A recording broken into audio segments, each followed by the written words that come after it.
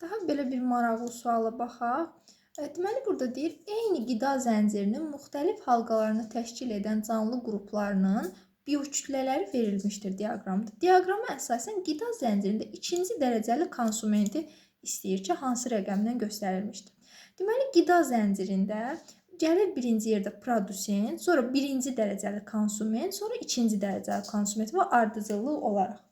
İkinci dərəcəli konsument və biokütlə produsentdə ən çox olur, getdikcə isə azalır.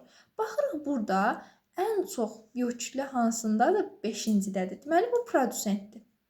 5-ə yazırıq produsent. Produsentdən sonra gəlir birinci dərəcəli konsument. Sonra bundan azı hansıdır?